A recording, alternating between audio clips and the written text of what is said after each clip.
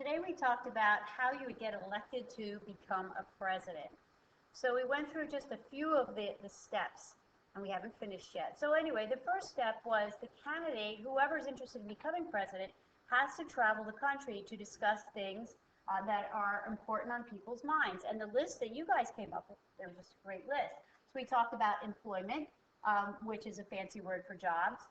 We talked about the importance of homeland security, healthcare, immigration, global warming, which is climate change. Those are important things that are on Americans' minds right now, and you guys did a great job coming up with that list.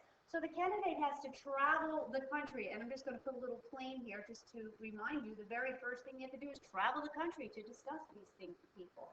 So you might start over here in Philadelphia, go up to Boston, maybe Detroit, St. Louis, Iowa, Los Angeles. I mean, you are traveling all over the country to discuss your thoughts with American people.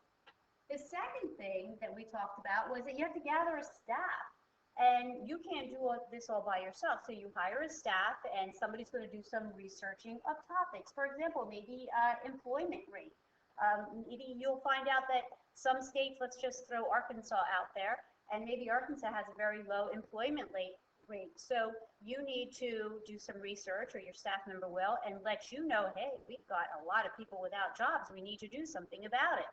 I just threw Arkansas out there because it was the first state that came to my mind. And then your staff will help you write speeches as well.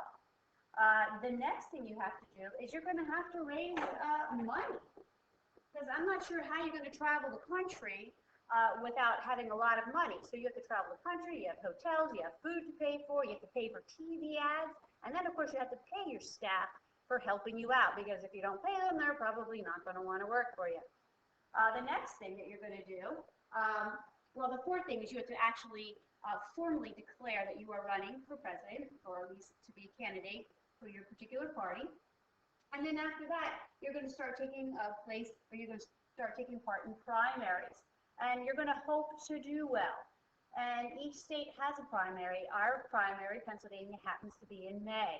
But the very first primary is actually the Iowa caucuses, and they don't run like your traditional primaries.